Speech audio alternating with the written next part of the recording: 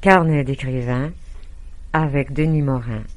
Bonjour Denis. Bonjour Francine. Aujourd'hui, on fait une chronique sur le roman. Ah mon Dieu, que c'est triste ça.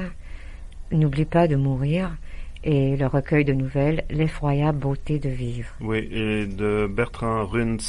Runs, c'est allemand? C'est plutôt alsacien. Alsacien, mais voyez, souvent en zone frontalière. Ça les se gens mélange. ont des noms qui font À sonorité. à sonorité allemande, mais de fait, si on remonte à l'époque, probablement son grand-père devait parler allemand ou un dialecte alsacien qui ressemble à l'allemand. Donc, oui. D'accord, alors je vous laisse parler du premier roman. Oui, en fait, Bertrand Runs, l'auteur. Qui est un auteur qui écrit des romans, des nouvelles. Il est publié aux éditions du Jasmin, maison d'édition française.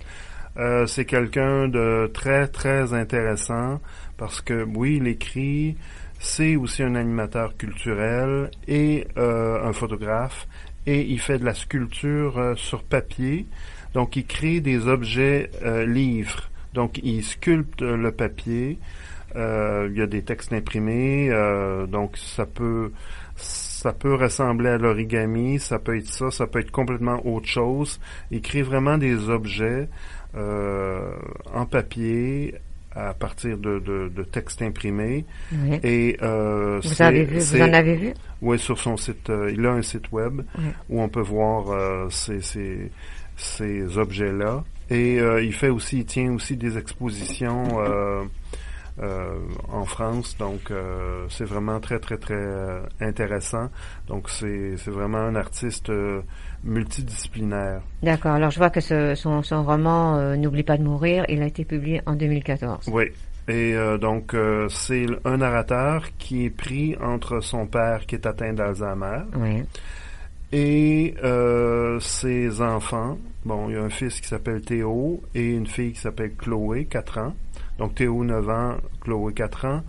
Et donc, son père, si je comprends bien, c'est son 3e enfant. C'est ça. Ben oui, parce que au Québec, on utilisait l'expression retomber en enfance, hein, en parlant de certaines personnes âgées. Oui.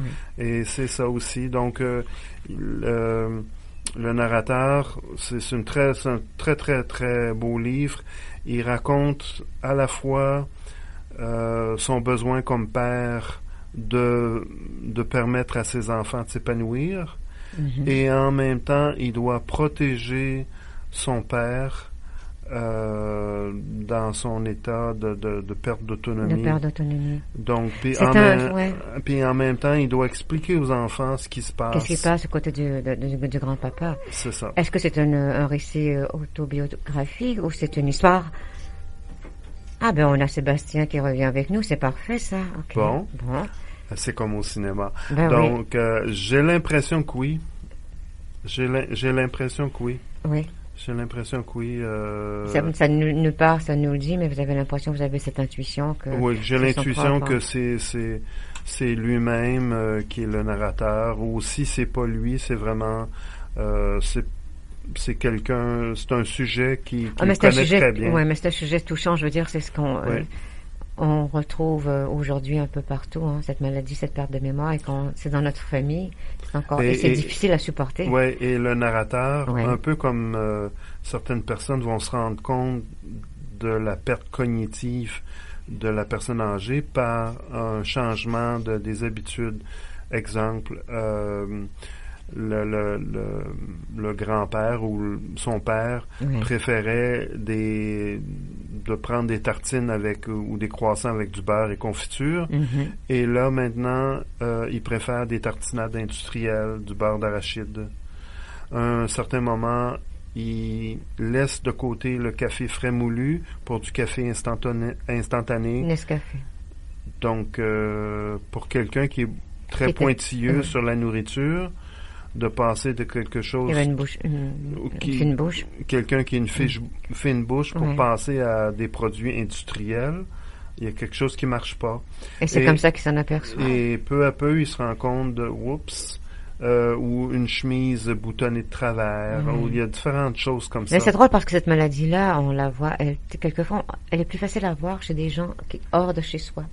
Et quand ça arrive à des proches de chez nous, parce on le voit moins vite. Hein. On a une distance. C'est ça. On a une distance. À un certain moment, il va dire, une très belle citation, il va dire, il y a du Robin Crusoe en lui. Tous les jours, au milieu de nous, il s'enfonce un peu plus profondément dans son île. Ah, c'est beau, ça. C'est beau. C'est beau, hein. Un autre moment, il va dire, je m'allongeai près de lui, je lui caressai les joues et les tempes. Doucement, je lui parlais. Je l'embrassai sur le front en lui recommandant bien de ne plus bouger. Je le berçais comme si cela avait pu apaiser ma propre frayeur. Je me sentais tellement démuni. Normalement, c'était lui, mon père. Ouais. Et c'est comme ça tout le long. Tout le long. Mais moi, je vous parlerai d'un livre qui ressemble à ça aussi sur l'Alzheimer, qu'un médecin a écrit. Okay. Il s'appelle Un amour sans mémoire. Ah, c'est un beau titre. Oui. Un beau titre. Mais par contre, il y a des petites pointes d'humour à certains passages. Il met un peu d'humour, comme un moment donné, il va dire, mon père a remplacé le hochet par le goupillon. On pense au goupillon à l'église pour la cérémonie des funérailles. Donc, c'est pas nécessairement désespérant. Non, mais c'est une réalité. C'est déchirant. C'est déchirant. C'est déchirant. C'est déchirant. Je ne sais pas si vous avez connu des gens, vous, qui souffraient d'Alzheimer, mais moi, j'avais une copine qui son papa était Alzheimer ici à l'hôpital des vétérans. Okay. Et quand ça vient jusqu'au moment où la personne ne vous reconnaît plus, c'est tristouné. Et il y a aussi un certain passage où l'équipe soignante décide de poser à monsieur, au patient, un pacemaker, un stimulateur cardiaque. Et le narrateur dit, il est en perte d'autonomie et il est en train il ne nous reconnaît plus ou presque plus, et vous lui posez quelque chose pour le prolonger. Donc, c'est ça s'appelle de l'acharnement thérapeutique. C'est absurde. Et il y a des moments aussi très tendres où le narrateur supervise le rasage de son propre père. Et là, il se revoit lui-même à 15 ans quand son père lui montrait à lui comment se raser. Donc, Vous avez eu le cœur gros? Pas nécessairement. Ça nous plonge. Ça vient nous chercher. Ça nous plonge dans une certaine nostalgie. Oui, quelque chose qui peut nous arriver et qui va arriver près de nous. Mais c'est écrit tellement en douceur et avec beaucoup d'amour et de tendresse. Non, c'est vraiment. Et il y a des séquences ça ferait un très beau scénario de film. Ah oui, et là vous avez trouvé les comédiens? Et là, je verrais peut-être quelqu'un comme comédien, je verrais peut-être comme oncle dans la famille, quelqu'un comme Thierry Lhermitte. Ah, vous êtes sur le côté français, là. Vous traversez l'océan, là. Je verrais peut-être, pour faire le papy, je verrais peut-être Michel Lonsdal. Je verrais aussi peut-être le fils... J'essaie de voir... Le fils à 15 ans, pour une image qu'on revient en arrière, un jeune comédien. Mais là, pour le fils plus âgé. Le fils, ça pourrait être...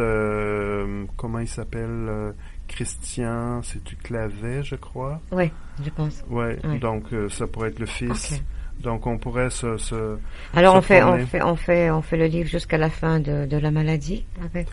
Oui, ça va vers la fin et puis donc c'est vraiment il y a des romans où on va lire, c'est vraiment l'action, on est dans l'action, ça court, ça bouge. Non, ça c'est reposant, on s'assoit puis avec sa tisane puis on lit doucement. Alors que ça ici, on accompagne cette famille-là.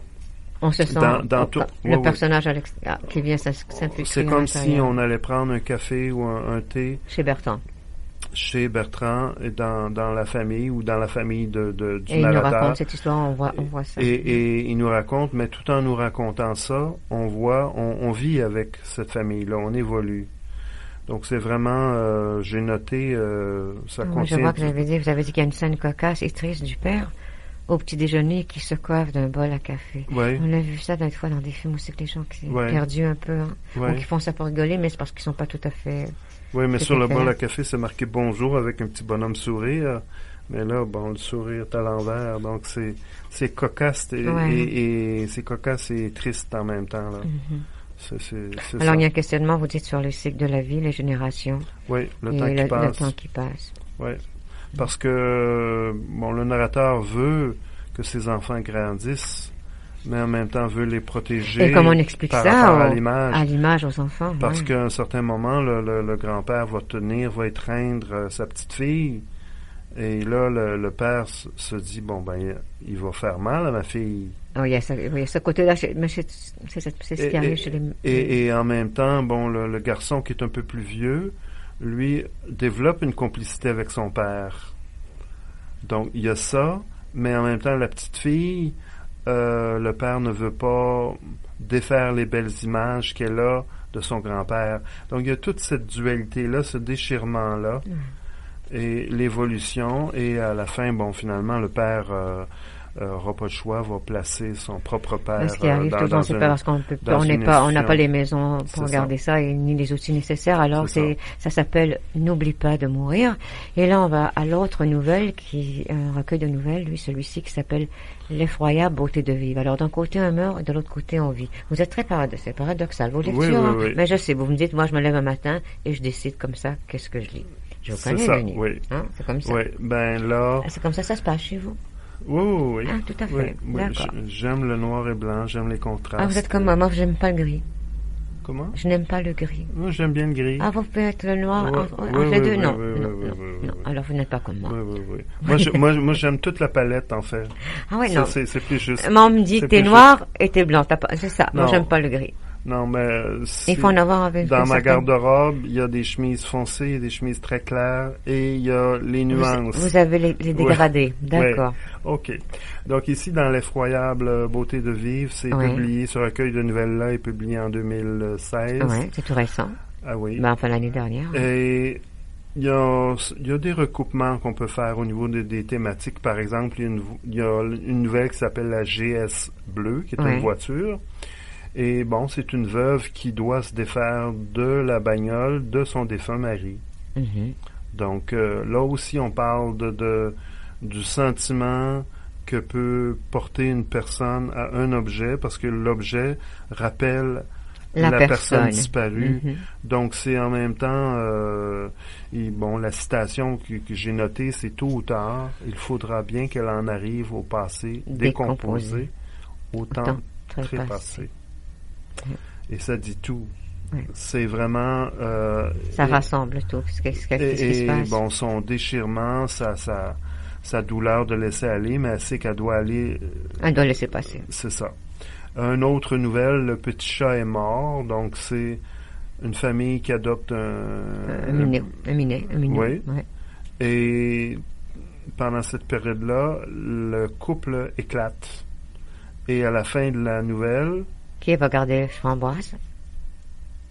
Mystère et boule de gomme. C'est ça. Et il va falloir le lire. Le petit chat est mort. Et ensuite, les sucres. Ouais. Ça, c'est joli, ça. C'est une grand-mère qui... Bon, c'est une femme qui se rappelle que sa grand-mère, quand elle allait au restaurant, mettait des petits sachets de sucre dans son sac à main. Ouais. Donc, et elle-même, à un moment donné, le fait... Elle se rappelle des gestes qu'on pose. pose. Ça lui permet, en posant le geste, elle revoit la grand-mère. La grand-mère le fait. Donc, aussi le lien entre générations. Il y a Manger une poire, qui est une nouvelle très, très sensuelle. Alors, pourquoi très? Ben, c'est très sensuel. Okay, c'est très sensuel. Mais vous êtes fort là-dessus, beaucoup, très. Ah oui. D'accord. Donc, non, c'est très intéressant. Ça, ma nouvelle... préférée, mais moi, le titre me plaît beaucoup. Oui, donc c'est une femme, une belle des années 30. Oui. C'est une belle des années 30 qui se lie d'amitié avec un jeune homme de cet immeuble-là. J'étais une coupe portée à tes lèvres, c'est comme ça que ça s'appelle. Vous pourriez peut-être lire la citation. Une belle des années 30 se lie d'amitié avec un homme de son immeuble. Héloïse, à présent simule au fond du fauteuil, le murmure de sa voix, le réseau bleuté de ses veines, comme la cartographie d'une ancienne et mystérieuse contrée, une Atlantide, engloutie, caressant sans y prendre garde, de l'extrémité d'un doigt, un peu tremblant, le bord de sa flûte, ainsi que tant de lèvres jadis. C'est-tu pas beau, ça? C'est beau, hein? Ah, c'est... C'est beau. Puis cette nouvelle-là, on pourrait continuer longtemps, mais c'est vraiment de ce recueil-là. Moi, c'est ma nouvelle préférée. Ben, j'ai vu, c'est celle que vous avez... ouais, c'est vraiment... celle qui vous a choisie. Et puis en bref, chez Bertrand Runs, on retrouve les thématiques de la vie, la mort, la vieillesse, l'enfance, la solitude. C'est un autre auteur à découvrir. À découvrir, vraiment. La poudre aux yeux et... Ma vie, je te le jure, il y a des hauts et des bas, mais les bas, je les digère pas. C'est comme au cinéma, il y a de l'amour, ça et là, et les femmes les plus belles sont toujours infidèles. C'est comme au cinéma. Ma vie, je la vois comme ça, dans une caméra, comme au cinéma. Oh, c'est une réalité. Et c'est très différent de l'autre côté, mais c'est le titre qui est paradoxal. Un est N'oublie pas de mourir, ouais. Et l'autre, l'effroyable beauté de Mais moi, vivre. ce que je lisais, derrière N'oublie pas de mourir, c'est N'oublie pas de mourir pour que je puisse vivre enfin. Ben oui, c'est ça. Donc ça se recoupe, hein? Ça se recoupe, oui. Ça se recoupe. Ouais, ça se recoupe. Ouais. Ça vous a plu? Beaucoup, beaucoup. Beaucoup.